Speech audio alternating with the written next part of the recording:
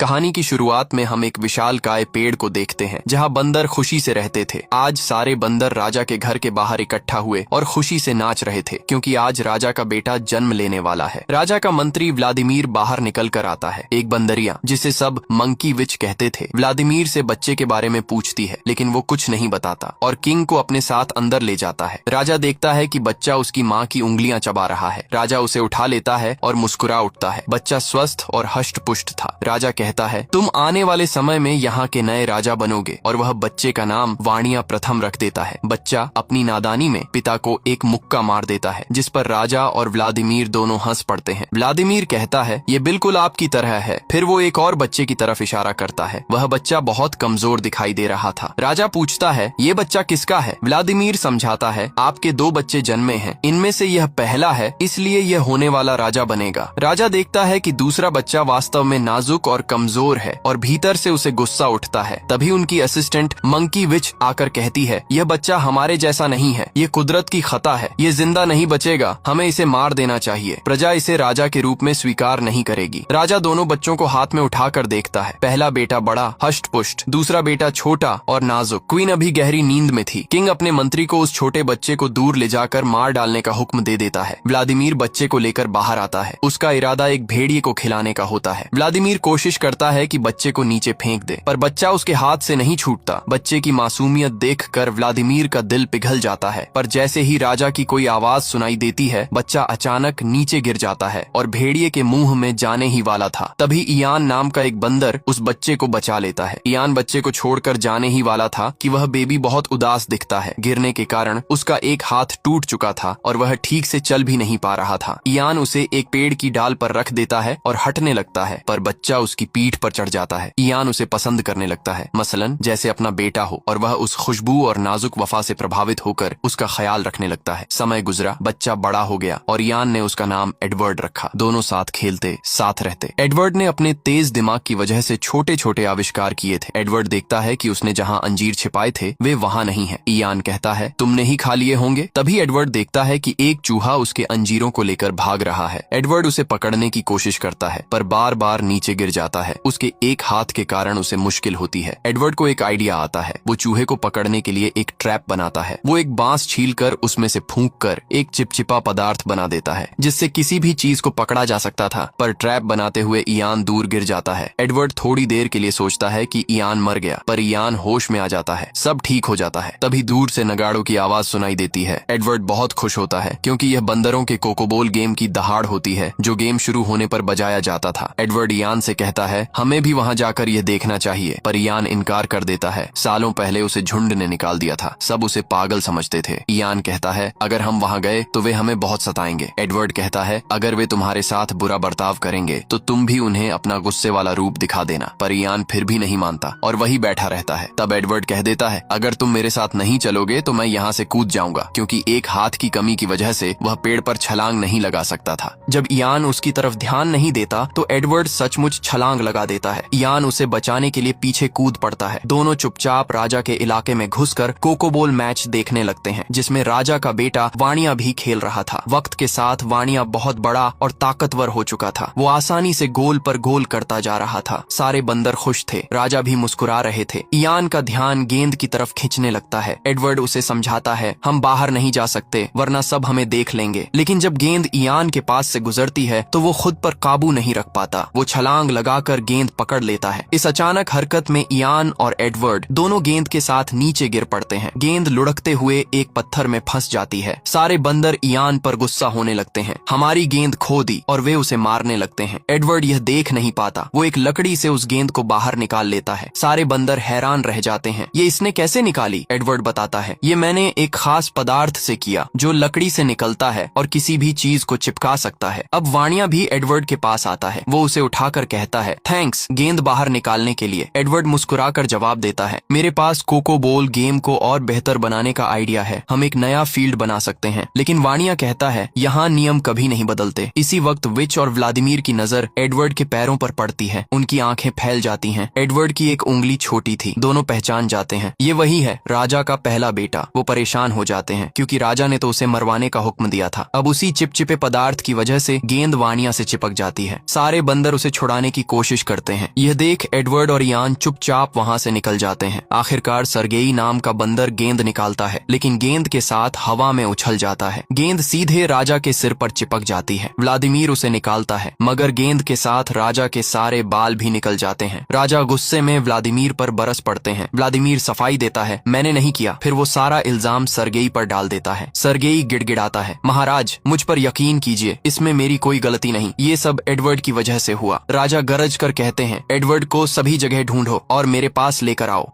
अगले दिन इयान एक डाल पर बैठा परिंदों को निहार रहा था। एडवर्ड उसके पास आता है और पूछता है, क्या तुम अब भी उस व्हाइट माउंटेन के बारे में सोचते हो जहाँ बहुत सारे पेड़ पौधे और जानवर रहते हैं, लेकिन ऐसी कोई जगह नहीं है? मैंने पहले भी तुम्हें बताया था। इयान नरम आवाज में कहता है, मेरी माँ वहीं रहती थी। एडवर्ड उसे समझाता है, तुम्हारी माँ कई साल पहले गुजर चुकी है, वो कभी वापस नहीं आएगी, तुम्हें इस बात को भूलना होगा। इयान आसमान की तरफ देखता है और कहता है, ये परिंदे व्हाइट माउंटेन की तरफ जा रहे हैं और ये बात मुझे परिंदों ने ही बताई। एडवर्ड उसकी बात पर यकीन नहीं करता। उसके दिल में भी यही बैठा था, इयान थोड़ा पागल है। तभी सर्गेई वहां आता है और कहता है, राजा ने तुम्हें बुलाया है। एडवर्ड ये सुनकर खुश हो जाता है, लेकिन इयान डर जाता है और नीचे छिप जाता है। एडवर्ड अकेला ही सर्गेई के साथ निकल पड़ता है। एडवर्ड राजा के सामने पहुंचता है। राजा पूछते हैं, तुम कौन हो? वो जवाब देता है, मेरा नाम एडवर्ड है, आप मुझे नहीं जानते क्योंकि मैं उत्तर की तरफ रहता हूँ। वहाँ मेरे और इयान के सिवा कोई नहीं है। इयान भी वहाँ आ जाता है क्योंकि उसे एडवर्ड की फिक्र थी। एडवर्ड झुक कर कहता है, महाराज आपसे मिलकर मुझे बेहद खुशी हुई। राजा ने एडवर्ड से कहा, मैंने सुना है तुम मैजिक करते हो। एडवर्ड मुस्कुराकर बोला, जादू जैसी कोई चीज नहीं होती हुजूर। ये सुनकर विच गुस्से से भर गई क्योंकि वो खुद जादू जानती थी, लेकिन राजा ने उसे डांट कर चुप करा दिया और एडवर्ड से उस ग्लू के बारे में पूछा। एडवर्ड ने आदाब के साथ जवाब दिया, ये मेरा एक ईजाद है जिसे हर कोई कर सकता है। उसने इयान से लोटस का एक पत्ता मंगवाया और पेड़ की पत्तियों से राजा के लिए एक ताज बना दिया। राजा ताज पाकर खुश हुए, पूरी सभा दंग रह गई। सभी उस ताज की तारीफ करने लगे। इसी बीच वाणिया ने छुपकर विच को इशारा किया क्योंकि वो जानता था कि एडवर्ड उसका भाई है और उसे मारना चाहता था। विच इस काम को अंजाम देने के लिए चुपचाप निकल गई। अब एडवर्ड ने लोटस के पत्ते पर पानी डाला और वो आईने की तरह चमक उठा। वो राजा को पानी के पास ले गया और उनका प्रतिबिंब दिखाया। राजा अपनी शक्ल देखकर सहम गए। एडवर्ड ने नरमी से कहा, डरिए मत महाराज, ये आपका ही है जो पानी में नजर आ रहे हैं। राजा फिर से मुस्कुराए, खुश हुए। एडवर्ड ने बेलों से उनके लिए एक शानदार सिंहासन भी बना दिया। जब राजा उस पर बैठे तो उन्हें दूर दूर तक अपनी प्रजा दिखाई देने लगी। एडवर्ड उन्हें झूले की तरह झुलाने लगा। दूसरी तरफ विच अपने मंत्रों से टिड्डों का झुंड तैयार कर रही थी ताकि एडवर्ड को मार सके। वो टिड्डे एडवर्ड और बाकी बंदरों पर हमला करने लगे। एडवर्ड का पैर फिसला और वो राजा से टकरा गया। राजा चट्टान से नीचे गिर पड़े। सभी को लगा कि राजा मर चुके हैं। विच ने तुरंत इल्जाम एडवर्ड पर डाल दिया, इसी ने राजा को मारा है। वाणिया भी अपने मंसूबे के मुताबिक एडवर्ड को धक्का देकर नीचे गिरा देता है, लेकिन तभी राजा वापस लौट आते हैं। वो मरे नहीं थे। राजा ने गुस्से में वाणिया से पूछा, तुमने ऐसा क्यों किया? वाणिया बोला, वो आपको मारना चाहता था पिताजी, उसका मरना जरूरी था। राजा ने सख्ती से कहा, हमारे कायदे में कोई बंदर दूसरे बंदर को नहीं मार सकता। वाणिया ने ठंडी सांस लेकर जवाब दिया, क्या आपको यकीन है कि आपने कभी किसी बंदर को मरवाने का हुक्म नहीं दिया? ये सुनकर राजा चौंक गए। उन्होंने शक भरी निगाह से व्लादिमीर की तरफ देखा क्योंकि उन्हें लगा कि ये सब उसी ने वाणिया को बताया होगा। वाणिया वहाँ से चला गया। इस बीच छोटा सा बेबी बंदर डिएगो अपनी माँ से पूछता है, क्या एडवर्ड कभी वापस आएगा? माँ ने आह भरकर कहा, बेटा जो एक बार इस जगह से नीचे गिरता है वो कभी वापस नहीं आता। राजा भी गमगीन थे। उधर एडवर्ड कुल वृक्ष से नीचे गिरने की वजह से बुरी तरह जख्मी पड़ा था। वो ठीक से खड़ा तक नहीं हो पा रहा था। इयान उसके पास आया मगर नीचे नहीं उतरा क्योंकि बंदरों का यकीन था कि उस पेड़ में उनके कुल देवता रहते हैं और अगर कोई पेड़ छोड़ दे तो उसे सजा मिलती है। इयान उसकी मदद करने नहीं आ रहा तो एडवर्ड लरजते कदमों से आगे बढ़ा। तभी उसे दो शुतुरमुर्ग जैसे बड़े पक्षी नजर आए। भूख से बेहाल एडवर्ड ने उनसे फल मांगे लेकिन वो डर गए। एडवर्ड और आगे बढ़ा और पहली बार दो पैरों पर खड़ा हो गया। वो दो पैरों पर चल भी सकता था। इस नई खोज पर उसकी आंखें खुशी से चमक उठी। एडवर्ड को सामने कई जानवर नजर आने लगे मगर अचानक भेड़ियों का एक झुंड उसकी तरफ बढ़ने लगा। एडवर्ड उन शुतुरमुर्गों के साथ दौड़ पड़ा। पेड़ पर बैठे सारे बंदर दंग रह गए। एडवर्ड दो पैरों पर भाग रहा है। भागते भागते एडवर्ड गैंडों के झुंड तक पहुंचा। भेड़ियों से डरकर गैंडे भी एडवर्ड के पीछे दौड़ पड़े लेकिन एडवर्ड उन्हें गलती से उस पेड़ की तरफ ले आया जहां बंदर रहते थे। गैंडे पेड़ पर हमला करने लगे। उसी वक्त राजा वहां आ पहुंचे। उन्होंने अपनी ताकत से गैंडों को रोकने की कोशिश की लेकिन एक गैंडा एडवर्ड पर टूट पड़ा। राजा तुरंत उसके सामने आ गए एडवर्ड को बचाने के लिए क्योंकि अब उन्हें यकीन हो चुका था एडवर्ड उनका बेटा है। राजा की हालत बेहद खराब हो गई। उन्होंने भारी सांस लेते हुए कहा, एडवर्ड मैं तुमसे माफी चाहता हूँ, तुम मेरे बेटे हो लेकिन मैंने आज तक तुम्हें ये बात नहीं बताई। ये कहते ही राजा ने दम तोड़ दिया।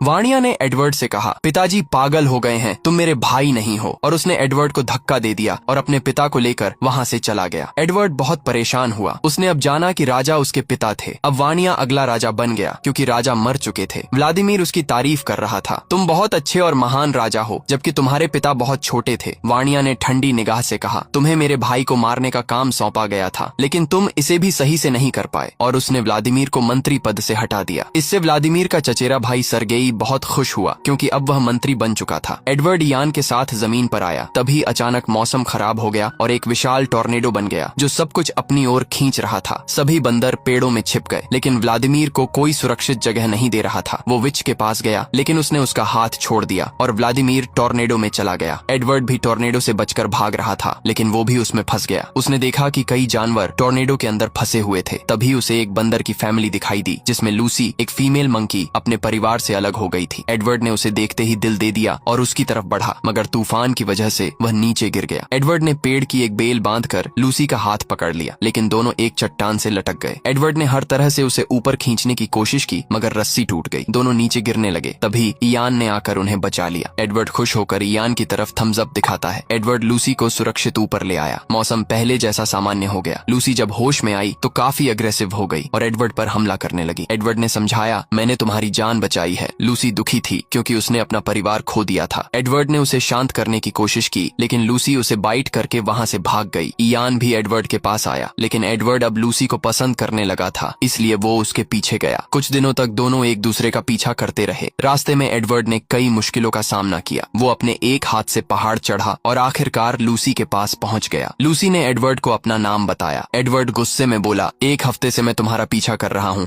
अपने दोस्त को छोड़ दिया। लूसी ने एडवर्ड को सूंघा और विश्वास हो गया कि वह उसका दोस्त है। लूसी भी दो पैरों पर चलने की कोशिश करने लगी। एडवर्ड ने उसकी मदद की। अब दोनों साथ में बैठे। एडवर्ड ने लूसी को अपना घर दिखाया। मैं वहीं ऊपर पेड़ में रहता था जो बहुत बड़ा है, और दोनों पेड़ की तरफ बढ़ने लगे। रास्ते में एडवर्ड ने लकड़ी की मदद से आग जला दी। पहले लूसी को समझ नहीं आया कि ये क्या है और उसने आग को छू लिया, जिससे उसे दर्द हुआ। लेकिन जब उसने देखा कि आग उजाला भी कर रही है तो दोनों आग की मदद से अपने कुल वृक्ष की तरफ बढ़ने लगे। विच ने उन्हें आते हुए देखा। सभी डर गए क्योंकि एडवर्ड आग लेकर बढ़ रहा था। सभी बंदर खुश थे, मगर वाणिया खुश नहीं था। उसने एडवर्ड से कहा, तुम आग लेकर यहाँ क्यों आए? सभी उससे डर रहे थे। एडवर्ड ने समझाया, आग मेरी दोस्त बन चुकी है, इससे हम अंधेरे में देख सकते हैं। मगर गलती से आग से एक छोटा पेड़ जल गया, जिससे सभी डर गए। विच ने सभी से कहा, एडवर्ड की वजह से हम खतरे में हैं और इसी कारण तूफान आया। सभी एडवर्ड पर पत्थर फेंकने लगे। सर्गेई ने लूसी को पकड़ लिया और उस पर हमला किया। यह देखकर एडवर्ड और लूसी वहाँ से भाग गए। वाणिया खुश हुआ। लूसी एडवर्ड से दूर जाकर बोली, तुम अपनी फैमिली की बहुत तारीफ कर रहे थे, मगर उन्होंने हम पर हमला किया। एडवर्ड ने सोचा, अब हम कहाँ जाएं? तभी उसे एक आइडिया आया। वो वुल्फ की गुफा में गया। आग की मदद से उसने वुल्फ को डराकर वहाँ से भगा दिया।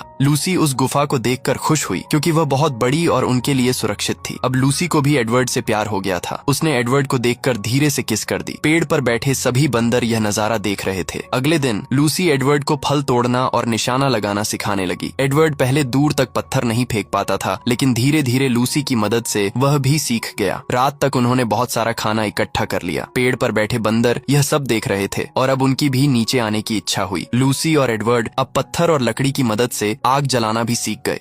अगले दिन जब एडवर्ड एक जानवर का शिकार कर रहा था, एक फ्लाइंग डायनासोर उसे उठाकर ले जाने लगा। लूसी ने तुरंत उस डायनासोर पर हमला किया और मार गिराया। एडवर्ड ने अब एक भेड़िए को भी अपना पेट बना लिया।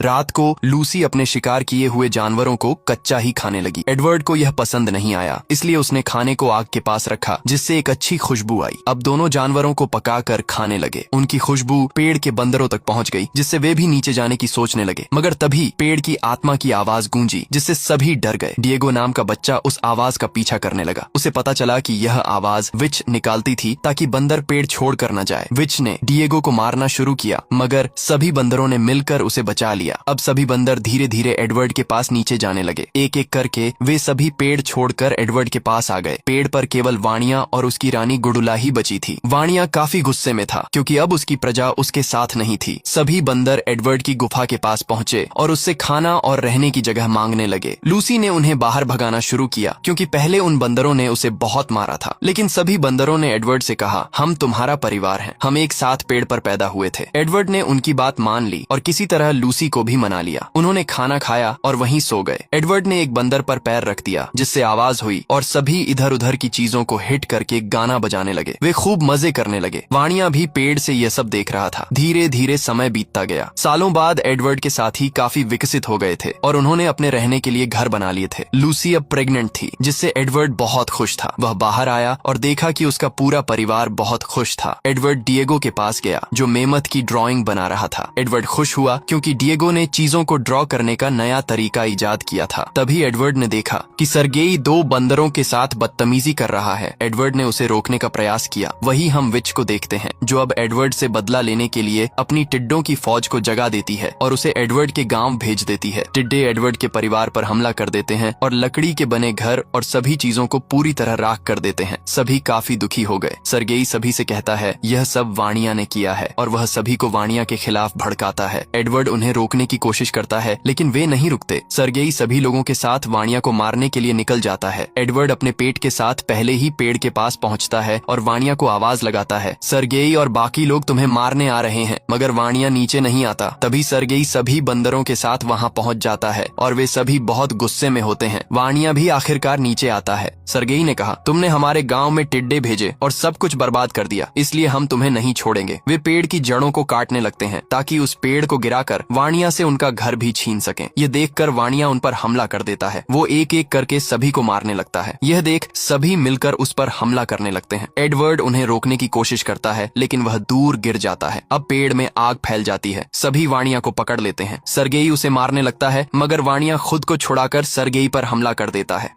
एडवर्ड देखता है कि गुडुला पेड़ पर फंसी हुई है। वह किसी तरह उसे नीचे लाकर बचा लेता है और वहां से दूर ले जाता है। मगर तभी एक लकड़ी एडवर्ड के ऊपर गिरती है और वह उसके नीचे दब जाता है। पेड़ की आग बहुत बढ़ चुकी थी इसलिए सभी वहां से भाग जाते हैं। एडवर्ड मदद के लिए वाणिया को बुलाता है। तभी पेड़ में ब्लास्ट होता है और विचेस भी मारी जाती हैं। लेकिन वाणिया एडवर्ड को बचाकर दूर ले आया था। अब सब कुछ राख हो चुका था। वाणिया बहुत दुखी था क्योंकि उनके पूर्वजों का पेड़ नष्ट हो गया था। एडवर्ड ने कहा, ये सब मेरी वजह से हुआ। वाणिया ने बताया, इसमें तुम्हारी कोई गलती नहीं थी। मैं सत्ता के लालच में अंधा हो गया था इसलिए तुम्हें मारना चाहा। एडवर्ड ने पूछा, तुमने मेरी जान क्यों बचाई? वाणिया दो पैरों पर खड़ा हुआ और कहा, तुम मेरे भाई हो। फिर दोनों गले मिलते हैं और बहुत खुश होते हैं। वहाँ बाकी सभी बंदर भी आ जाते हैं। लूसी एडवर्ड को जिंदा देखकर बहुत खुश होती है। सर्गेई सभी से कहता है, अब हमारे पास कुछ नहीं बचा। चारों तरफ रेगिस्तान है इसलिए हम ज्यादा समय तक जिंदा नहीं बचेंगे। सभी डर जाते हैं। एडवर्ड उन्हें शांत करने की कोशिश करता है लेकिन वे नहीं सुनते। तभी एडवर्ड की नजर कुछ पक्षियों पर जाती है जो पहाड़ों की तरफ उड़ रहे थे। वाणिया सभी को शांत करता है और एडवर्ड बताता है, मैं एक ऐसी जगह जानता हूँ जहाँ सभी के पास अलग अलग पेड़ होंगे, झरने होंगे और फल फ्रूट होंगे। सभी खुश हो जाते हैं। अब वे सभी पक्षियों के पीछे पीछे व्हाइट माउंटेन की तरफ बढ़ने लगते हैं जिसके बारे में इयान ने एडवर्ड को बताया था। काफी दिनों के सफर के बाद वे उस रोशनी के पार पहुँचते हैं जहाँ उन्हें एक खूबसूरत दुनिया दिखाई देती है। सभी इससे खुश होते हैं क्योंकि वहाँ चारों तरफ हरियाली और पानी था। इयान भी वहाँ पहले से ही मौजूद था और एडवर्ड उसे देखकर बहुत खुश होता है। इस कहानी में हमने देखा कि कैसे साहस, दोस्ती और परिवार का प्यार किसी भी अंधेरे को रोशनी में बदल सकता है। एडवर्ड और उसके दोस्तों ने न सिर्फ मुश्किलों का सामना किया बल्कि हमें यह भी सिखाया कि दिल से निभाई गई वफा और प्यार सबसे बड़ी ताकत होती है। अगर आपको यह कहानी पसंद आई और आपने एडवर्ड, लूसी और उनके दोस्तों की हिम्मत और संघर्ष को महसूस किया तो इस वीडियो को लाइक करना न भूलें। और हाँ, हमारे साथ जुड़ने के लिए चैनल को सब्सक्राइब करें और बेल आइकन दबाएं ताकि आप हमारी अगली रोमांचक और दिल को छू लेने वाली कहानी सबसे पहले देख सकें। याद रखिए, हर कहानी में एक संदेश होता है और हर संदेश हमें एक बेहतर दुनिया की ओर ले जाता है।